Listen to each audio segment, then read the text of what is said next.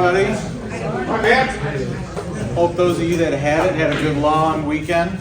You got your rest? No. Couple more weeks. We got spring break. 3 weeks. If you guys haven't seen it, an email was sent out by the Director of Technology from Mike Wilkes, is the email you want to look for. In order to continue getting email on your phone and being able to log in, clock in and out with Skyward, if you don't have it already, you need to download the Microsoft Authenticator and log in with your Geneva email into that. I thought I did that last year. So what is? Some people did, but not everybody. They are making it mandatory now. Right, but I thought we did that with the IT lady last year. I'm just putting out another, he sent out an email, so I'm reaffirming that everybody has it, otherwise they won't be able to get them. So when do we have to do this? By the end of this month. So anytime from now until the end of the month? Yep. So, You you have an extra app on your phone, Microsoft Authenticator.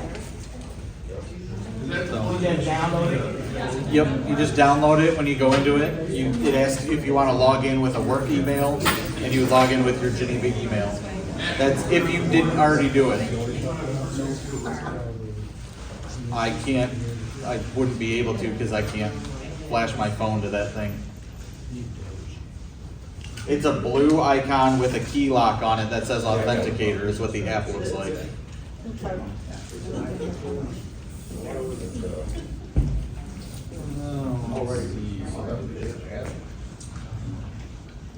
Important dates, as usual. Kendall is emailing those out every night, so make sure you guys are checking. I have for next school year, the letters of assurance. So for those of you that are new and aren't aware of what this is over, we give these letters out, and this just affirms to us if you guys are coming back next year or not.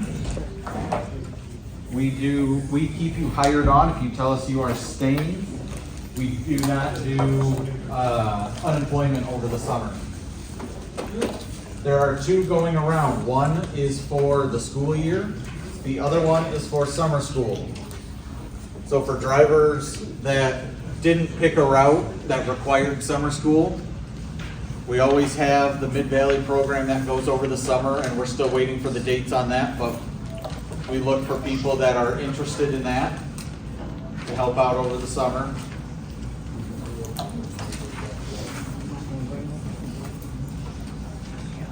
On those sheets, it's on both sheets, is a list of important dates for the startup of school, so you don't need to write them down, they're on the paper. Monday, August 11th is the beginning of route viewing. Tuesday, August 12th is the first 2-hour refresher, so generally the lower seniority drivers in route review. Wednesday is the 13th is the big in-service meeting and the 2-hour refresher for everybody else that wasn't on Tuesday. Thursday the 14th, we start route bids. Friday the 15th, we finish our route bids. Monday, August 18th, we do our practice AM runs at the time your route is supposed to run. I emphasize that because if you are new and haven't done AM routes with us before on this day, it is to make sure that everything runs smoothly and that we don't need to adjust anybody's times right off the bat. Something new that you'll see on there is Tuesday, August 19th. We are going to do a 2-hour training for hands-on. This will include stuff like special needs equipment, wheelchair, lift, mirror station to get all your guys' buses ready and make sure you got the equipment you got, your mirrors are set, and everybody knows how to use their equipment. Is that mandatory? It is. That's new? That is new this year. We've not done that in the past, but we've run into problems where people have equipment they don't know how to use and we're trying to last minute train. This way, everybody is getting the training whether you use it or not, because even if you're in a big bus, a 5-point can appear on your bus at any given time due to student needs or field trips, whatever. So we're making sure everybody is trained on how to use all of that. And what time was that? That's from 8 a.m. to 10 a.m. Oh, It'll be yeah. on your sheets that are coming around. Mandatory. Yes. Who's coming behind you?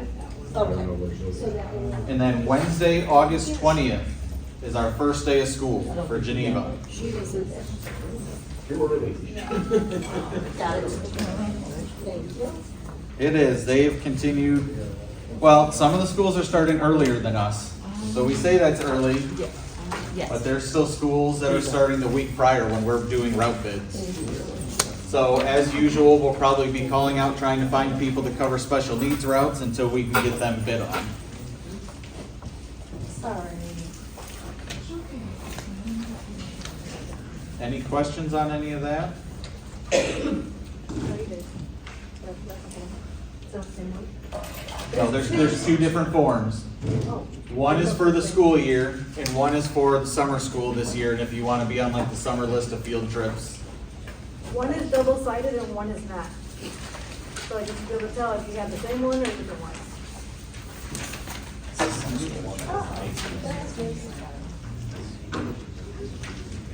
What For if those- what if you're not sure if you wanna wait for something right now? Well, you don't have to, we're looking for these to be turned in by next Friday, the 14th. So you've got some time to decide. But if your route required it when you bid, then you're kind of already expected to be working this summer. If you're not sure, what do you want them to do if they're unsure? Randy, you want them to tell you no, or?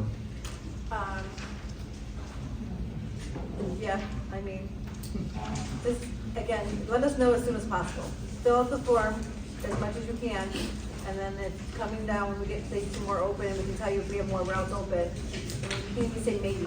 Okay. Last year, I think I had 3 or 4 people say maybe, and then when it came down to routes, if we needed them, it was either a yes or a no. I mean, a lot of people wanna say, you know, how many hours am I gonna get before they even wanna say yes. So at least you can say maybe, then I have a window of how many people I can actually have cover routes this summer. So, We're still waiting on dates for that one though from Mid-Valley and where they're hosting it at this year.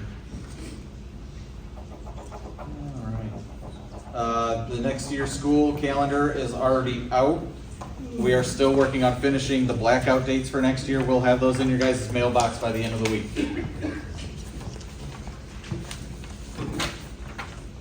Summer school calendars for the private placement schools, we already have those.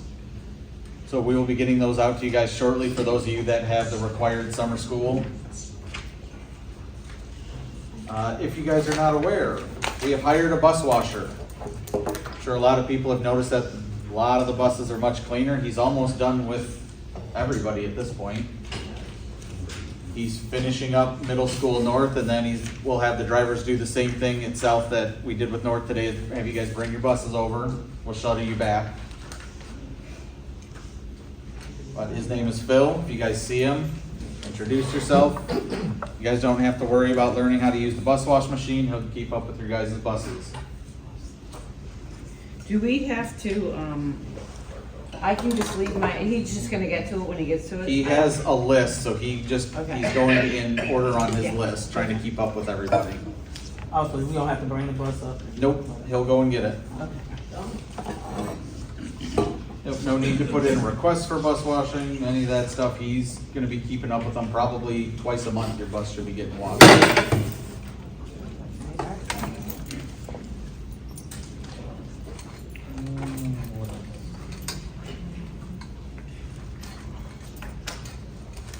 Field trips. Please sign up for field trips. We're getting into springtime. High school, middle school drivers, I'm begging you to please sign up for the PM bowling or St. Peter's drivers, sign up for them. We are consistently assigning 7 to 10 field trips to subs every week. And then we're calling and begging high school drivers to sign up for them because we need the subs to cover routes.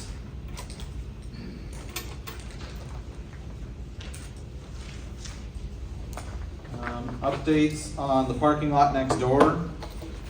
March 31st, the first day of spring break, they are beginning tearing down all the trees and upheaving all the land over there.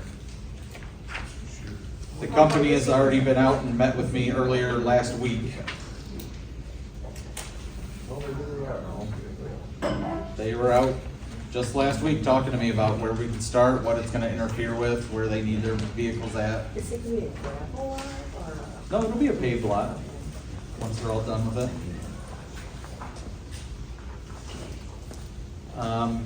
I know a lot of you are already aware of it, but they finally sent me an actual official update on the Route 25 project. Why it took them so long, I don't know. But on Route 25, from Moore going north, it is closed to through traffic. So you guys can go down Division and turn down 25 still, but you can't go north heading towards St. Charles. So if you are using Prairie to cut across after your high school route, you're not gonna be able to use that, or you're gonna have to go a little bit farther into St. Charles. Where is it closed at? Where does it go to? More to what? It's just that intersection. It's just that intersection. More to less? No, More you- to- At Moore and 25, you can't get through that intersection. Right, that just happened to me today, but where, like. That's it, it's just that intersection. Oh, so the bridge, like up to the bridges Yep, are there's open? too much Okay. flooding going on there and they're I'm trying expanding to the think of what culvert. road I can go. Yeah, you just So, go Division to East Side Drive. I turn left on Division, turn right on 25, so I need to keep going on the east side to Sun Street, but I don't know. Starting tomorrow. Hey.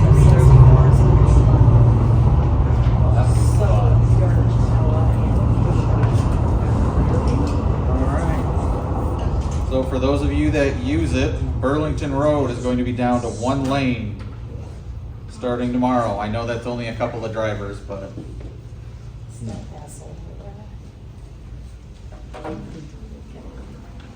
anybody have any questions on anything? I do. Do you know when Route 38 is going to start to be repaired? I thought it was, my understanding was it was going to be 2025. The city has not given me any information on it other than that it's projected to happen. But the city is really good at getting to me. The reason I think this one came so late was because the city sent it to me, but it was the city of St. Charles, which doesn't usually give us updates on what's going on. But I don't have any on 38 yet at the moment. Nancy? To get to Central High School, I take Burlington, so where is the one down to one lane? It's gonna be west of 64 to Silver Glen. Is that what it is, Silver Glen? So from Silver Glen South to Yep. 64? It's It's gonna be one lane. You can get through, but it's gonna be down to one lane, so traffic's probably gonna be heavy. So probably just take like 64 to 47. You could, yeah. Thank you. Yep. Any other questions? All right. I'm gonna leave it to Brandy. That's the app. Oh, there we go. So this is the app that should be downloaded. It's for Android, same symbol for Android and for iPhone. Second, the one form that says Mary Dunmead. Can you trash that, please? I would have to It's got change the the name wrong- on It's the it. wrong school year and it's got Mary's name on it. I thought y'all meant to do that. Got the right dates on there though, right? The right dates. Yes, all the important dates are correct. I just missed one thing when I was No, updating it's, so the sheet. like he said, like this is something legal that we have to have for HR. So the dates have to be correct on the top. So do we need a new one? Nope, the summer one is okay. The summer one that has Matt's name on it, that is okay. Right. The form that has Mary Dunmead's name on it, you can trash that. We'll reprint it and give you a new one. I'll do that right now, Brandy. Don't turn that one in, so I'll make you redo it. So, there's no need to tear it up, we're just gonna put it in recycling. There's a recycling bin right over there, not a big deal. Well, we're gonna get the reminders anyways. You can't keep it for the reminders to put on your refrigerator and give me back a full form, so it's not cut in half. Oh, That'd be perfect. Well, here's another extra one for, if you just want the dates. If you just want the dates, here's some extra ones. The dates are correct, it's just the form itself has Mary's name on it, it's got Matt's name, and it's got to have the appropriate school year, which is 25, 26. Matt mentioned field trips earlier. We do have a double overnight in Missouri this week. I did send out information last week about it. Some people were confused on what, the information I was giving you guys. So I'm clarifying that it's an 8-hour minimum. So if you are only going to be working for 5 hours, you will get paid for 8 hours. Working meaning that you are at the facility, you are with the team, you are physically needed to be there like a normal field trip. I have the itinerary, I did attach it. If you saw in it, the teacher said that the driver can leave and go back to the hotel, therefore the driver is not needed. Okay? You are welcome to go into the facility and watch, it's a robotic competition, so you are able to go in there. If there are any fees, the school will be paying for them. They pay for the hotel, they pay for their food, they pay for the admission, anything for the competition. Okay? I did on average, I did the time frame. I think the first day is about 9.5 hours. Second day is an 8-hour minimum. And then the third day is actually 15.5 hours. Yes, it's all field trip. But now if the driver or the teacher decides that they need you more, which means now you have to stay extended past that, we will still go past the 8 hours. It's just that according to her itinerary, that's the average. 9.5 the first day, that's the day you're picking them up at 2:30 in the morning. Yes, it's at 2:30 because they have to be there by 7 o'clock when you're going down to Missouri. And then the second day, you're basically just watching the competition. You're driving them there and that's it. Everything else is there.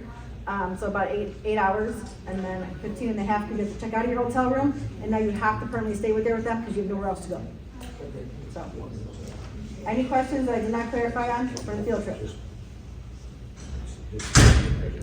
Okay. And yes, no one should be bidding on that until second or third round. First round, no one should be bidding on that because you have to give up route time. So basically, it's just going to sit there until second or third. Yeah, oh yeah, everything, yeah, everything. All right. Hey Randy, Yes? I noticed that the itinerary, Like it's already 8 hours. on that, Thank you. Ooh, he's gonna have a nice one. Nice little accent. That made me a bit. A few years ago, I began to observe something in my own behavior that made me a bit uncomfortable. And that was that from the moment that I woke up to the morning, to the end of the day, my life was a series of screens. I started the day with the thing that woke me up first thing in the morning, my phone. And so I sat there in bed watching various cooking videos on Instagram and bouncing around between a bunch of different applications. But then, it was time to get out of bed and cook breakfast. And so the thing that I focused in on, in addition to the omelet in the pan, was the iPad that was right next to the oven, and it was time to do some work. And so I went to a different screen, which was attached to another screen cell. All the while, this little devil on my wrist was tapping and beeping and looping and distracting me as I was trying to get important stuff done. But there was one particular offender out of all of these different devices that I wasted more time on than anything else. That was this last thing, my phone. I could spend hours on this thing every single day. And so I decided to essentially, for all intents and purposes, get rid of the thing for a month. As an experiment, I thought I'm going to live on this thing for just 30 minutes every single day at the maximum. And so this is the amount of time I have for math. This is the amount of time that all my mother. This is the amount of time that I have for everything that I can possibly want to do. So listen to music, listen to podcasts, and observe what happened during this time. It took about a week to adjust downward into a new, lower level of stimulation. But once I did, I noticed that 3 curious things began to happen. First, my attention span grew. It was like I could focus on things not effortlessly, but with much more ease than I could before this experiment started. In addition to this, though, as I was going about the world, and especially when my mind always I had more ideas that my mind arrived at. And on top of this, I had more plans and thoughts about the future. Hey, there's one simple device led to these three effects. Noticing this a few years back led me on this long journey to get to the bottom of what it takes to focus in a world of distraction. I poured over hundreds of research papers from front to back. I flew out to meet experts around the world who study focus. I conducted more experiments on myself. Until the point, I had 25,000 words of research notes about why this is the case. How does technology influence our attention and our ability to focus? I want to start with the attention span that we have. This is how we pay attention to the world around us and how much control we have over our focus. The research around this particular area is fascinating. It turns out that when we should work in front of a computer, especially when our phone is nearby, we work on one thing for just 1 second before we switch to doing something else. But the reason that this is the case is not what we might think after looking at the research. We think the problem is that our brains are distracted. But after looking at the research, this is what I've come to know as a symptom for the deeper problem, which we believe is the root cause of this distraction. It's not that we're distracted, it's that our brains are overstimulated.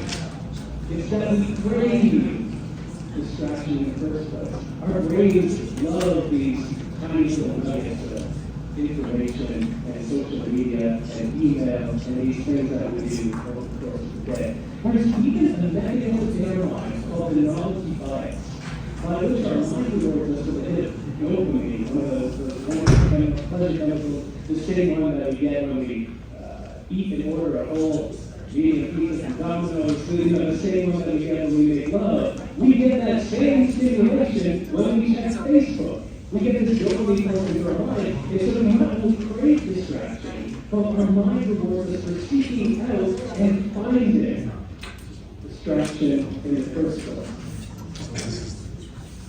So this is the state of our minds today. We're in this type of stimulated state where we bounce around between these bunch of different objects of attention that are very, very stimulating for our mind. And so I thought, okay, if the phone had this impact on my attention span, what if I lowered how stimulated I was even more still?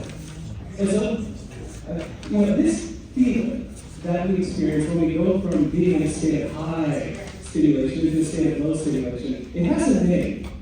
That name is called boredom. This is restlessness that we feel when we have this super busy week and then we're lying on the couch on a Sunday afternoon thinking, I don't know what to do there. So I challenged, I put out a call to readers on my website and asked them, what is the most boring thing that you can think of doing? How do I make myself bored for an hour a day for a month? And so I did some stuff that I still upset about for readers to this day. Day one, I read the iTunes terms and conditions for 1 hour. It's actually shorter and more readable than you might think. Day 4, I waited on hold with Air Canada's baggage claims department. It's very easy.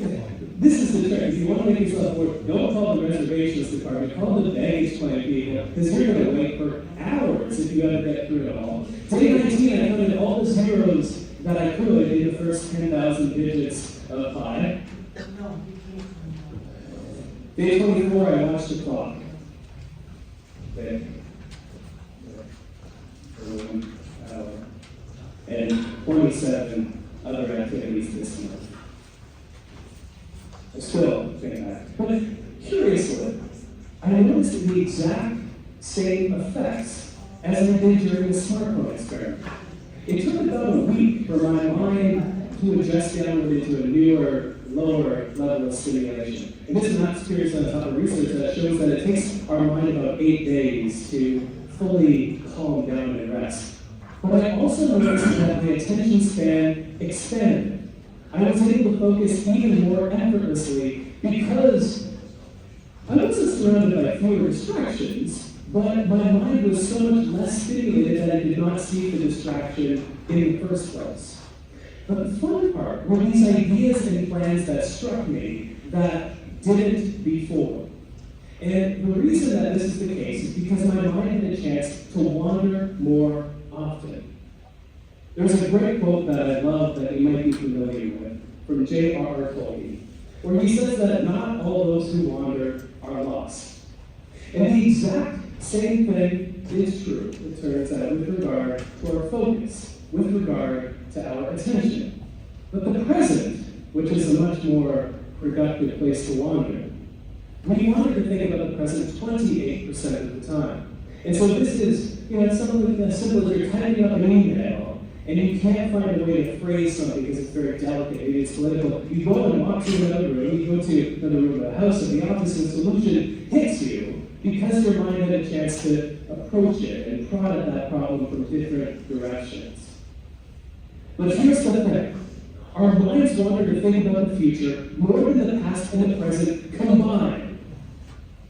Whenever our mind is wandering, we think about the future 48% of the time. This is why when we're taking a shower, we plan out our entire day, even though it hasn't started yet.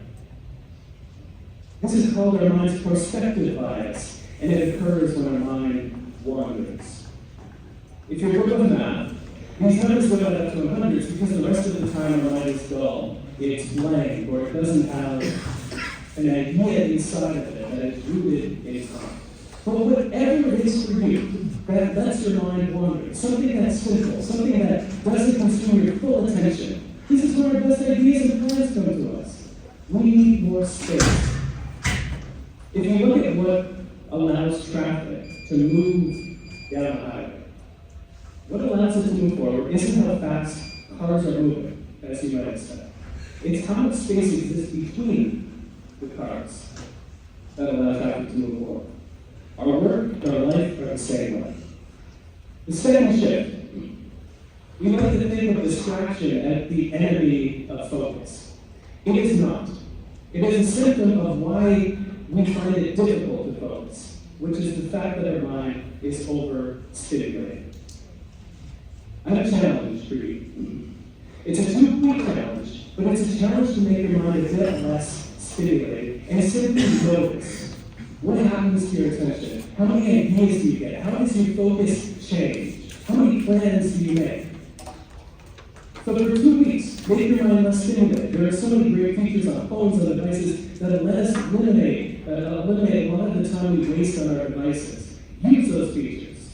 Not only to become aware of how you spend your time, but how you can spend less so you have more ideas. Have a disconnection ritual every evening. One of my favorite daily rituals, I disconnect from the internet completely from 8 p.m. to 8 a.m. My fiance and I, we have a weekly disconnection ritual, technology Sabbath, every Sunday. So we can disconnect from the digital world and reconnect with the physical world, the real, actual world. Rediscover boredom, just for a few minutes. Lay on the couch and where does your mind go? And scatter your attention. You'll find some remarkably fruitful things in that attentional zone. If there's one thing that I've found to be true, after doing this deep dive into this world of how we focus, it's that the state of our attention is what determines the state of our lives. If we're distracted in each moment, those moments of distraction and overstimulation build up and accumulate to create a life that feels more distracted and overwhelming, like we don't have a clear direction. But when we become less stimulated, when we make our mind more calm, we get the benefits of added productivity, focus, and ideas and creativity, but we also live a better life because of it. Thank you so much.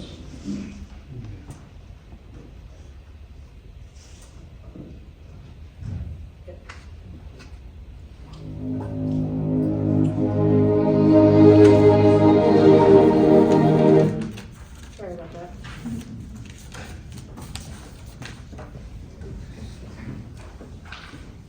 How how many of you were actually able to focus on what he was saying with everything else going on? Many of you were preoccupied with the forms we just handed out. Some were talking to each other. Some were going to get donuts. So we were all preoccupied thinking about something else versus watching what he had to say. At the same time, I'm standing up here, I was thinking about what I was gonna say next, so I wasn't even listening to half of what he was saying, even though I listened to it previously. But we have distractions around us all the time. Whether it be your students, whether it be your radio, whether it be something that happened at home and you're still thinking about it. I know on the way here, on the vehicle by myself, I was thinking about everything that was going on here. What am I gonna talk to you guys about? How am I gonna talk to you? Then I had to talk about, I got a phone call from Kelly saying teacher or drivers called off, and then I had to cover a route. So now I'm thinking about all that on the way here, and at the same time, was I really focused on what was in front of me when I was driving here. So we live with distractions every day, but we have to learn to put those distractions aside so that we can focus on what's in front of us, which is the safety of our students. We picked this today because we have gotten phone calls to our hotlines or directly to us with drivers and distractions. So we just kind of have to work towards putting those distractions aside. We have speeding. So we are distracted, we got to work late, and now we're speeding to get to our route on time. If you simply tell us that you're running behind, we can send out a notification to parents. More than 10 minutes, we're running behind schedule, we'll be there. We'd rather be late and be safe than be rushing, speeding, and then an accident can happen. Okay? We understand that distractions happen, things happen. You overslept, the car didn't start, the weather, we get that. But I can simply send out a notification, you're 10 minutes late. So we shouldn't be caught speeding, going 15, 20 miles over within Geneva. Not on a field trip, not on a highway, that's within Geneva. And yes, we do get those phone calls. Half the time, you're not even speeding, but there are those few times that we do see you and you are speeding. Or going down Bentry, going 10 over. So again, if you're running that far behind, call the office. We will send out a notification, and then we'll let the schools know we're running behind. I'm sure the principals aren't gonna care that the kids show up late, but as long as they're safe. Okay? We've also gotten calls on cutting people off. During inclement weather, we had a call come in, and right here at Kesslinger and Peck. Light was green going eastbound on Kesslinger, so people turning right do have the right of way with the people who are turning left onto Peck. And we had a driver who turned, yes, he had a green light, but so did the other drivers, and they cut them off. 2 vehicles in the snow with students of Geneva going to school. So, with that being said, if she could not stop, again, with inclement weather, it was snowy, icy on the road. If they could not have stopped, that means our bus was gonna collide with one of our own students because we were in a hurry to get to school when you could have just called and said we're running late. Again, I didn't believe them on at first because I didn't think anybody would do that, but yes, it was true, it did happen. So, not every video we watch, is true, okay? But yes, we do have to do that investigation, we do have to check, okay? So, inclement weather, any kind of weather, be aware of where you are with the lights and the cars that are coming towards you. I don't know if the driver was thinking about something else, I don't know if something else was on their mind and they thought that, the light was turning yellow and so they had the right of way, I don't know. But again, that's something that you have to put your distractions aside and focus what's on in front of you so that we are not having those potential incidences where we can have an accident or not. We've got another call from people pulling out. This was over here in Mill Creek. One of our drivers pulled out into Kesslinger, right in front of a driver. Very difficult to find that on the video, but I did find it. And yes, that driver had to slam on their brakes because we turned out in front of them. So going down Kesslinger at 55 miles an hour and you decide to turn your bus in front of them, again, if that driver, if it would have been icy roads, let's say the roads were dry, so nothing happened, they were able to control the road, their driving. But again, that could have been another accident that we could have avoided by waiting. If you're running late, call. Simple text message to the parents, letting them know we're 10 minutes behind.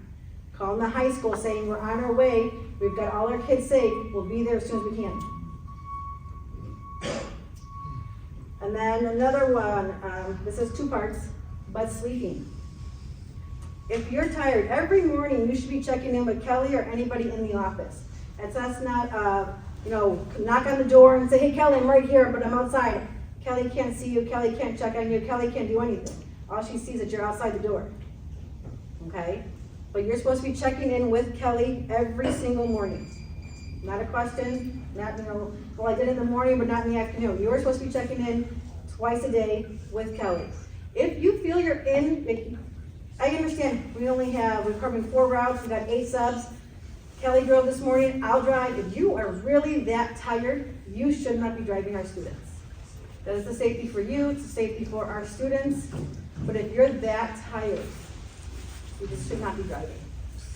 We've gotten a couple calls where drivers, it looks like they're dozing off, but actually not. They're just lowering their phones in the front of the driver's seat. Not that you're supposed to be doing that either, but you're not sleeping at least. But also we've had it to where you were driving and you were either swerving, and you look like you were dozing. And I get it, driving every single day, it's tiring. What do you mean they're sleeping? When they're driving or just when they're pulled over? What are you saying? Dozing off while they're driving, so they're nodding of the head. I thought you meant like they're literally sleeping in their bus. We've gotten phone calls with drivers who are staging And sleeping? and sleeping, Oh. or look like they were. But then again, if you watch the video, parents don't see it, they can't see what you're doing inside your bus. Uh-huh. So if they're driving by or whatever, and they see that your head's down, you can be looking at your phone. And sometimes, yes, we do catch them, they're just, Yeah. But again, you're in a Geneva bus, your image is everything, you're in a bus. So if you look like you're sleeping, that's what the parents are doing, and they're like, well, is that person okay? Wait. Or is something wrong with them? Are they, do they need assistance? So it's things like that. If you're that tired, you should not be on the buses, okay? Especially the driving part. If you're that tired, you should not be driving, okay? I'm not saying go fill yourself with caffeine like I do. That's your own preference. I will do it all the time, every day, the moment I get here. But that's how I function. Not everybody functions that way, okay? But again, if you're that tired, just ask somebody else to drive for you. Like, stay home, be safe. But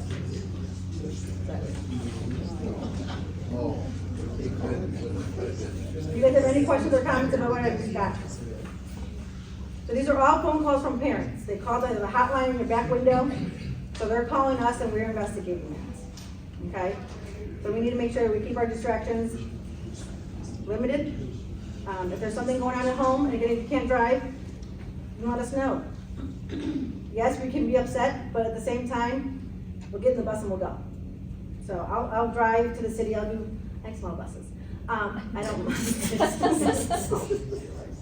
There's a bunch of you who don't like the big buses. I can have a preference, just like you guys do. I prefer the small, it's okay. Same thing with the radio. Some of you are blaring your radios with inappropriate music for your students. Okay? I may not be watching your video for that, but that's what I'm hearing. It needs to be, the smaller buses, there's some of your students who need it, but it should be quieter. First of all, we don't need it pounding down the street. It just does not need to be loud. You're not having a party in the bus. Same thing is, you don't need music in most of these. There's a few students who have it in their IEP who need to have this music, but not everybody does. Okay, if I'm not mistaken, the radio should be disconnected. Some of yours are not disconnected. But you should not be playing party music on the bus or anything that's inappropriate. Again, that's a distraction. How can you, if you have that radio on, blaring, with the inappropriate music, how are you going to hear that there's something on going in the back of your bus? How do you know that somebody doesn't need your attention 2 seats behind you if all you've got is that radio blaring because you need to stay awake or something? Another thing is radio etiquette. If there's an emergency and someone's trying to get a hold of us, And I know we love his voice, we love the serenading once in a while, we get it, but at the same time, it's just so long that what if something did happen? And we can't get through.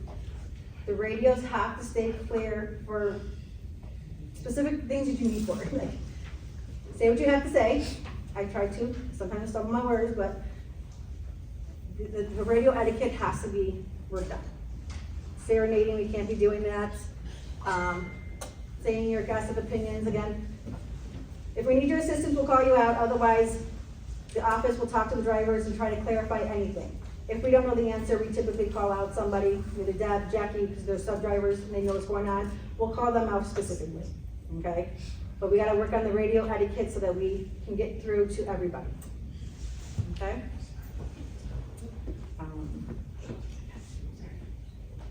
Did I miss anything?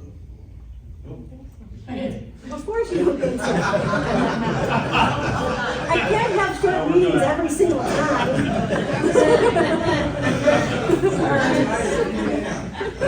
Can you do something about the high school with kids running across the diamond? Okay, so- They're crazy. Okay, so I did, a week ago, Stacy came to me because somebody crossed right in front of her, and actually it was one of her students, okay? I watched the videos, it was one of her students, but she did not say anything to that student when he got on the bus. Okay, one way to stop this is actually to speak to those students if they're getting on your bus. Second is that I did email security, or the head of security for Geneva. He did reach out to security at the high school, because I also did mention that the staff member who's there is doing nothing but reading a book. Right, they just Again, sit there and distractions. let them do it. She has instructions, she's been working all day, and she really doesn't want to put these kids in these last, few minutes, but for the safety of these students, security told me to cut video, so that's why Stacy was calling out those few times, because I was able to cut video from her bus and bus 14. So if you want to call over the radio and say, please, again, it's gonna be high school time, just say, hey, can you cut my tape? But she also said 2 other buses, but I can't grab the bus video if I don't know which one it's going to, okay? So if you call over the radio, we can cut the tape, we can send it over to the deans and security, and they'll try to talk to them. So we are working on it.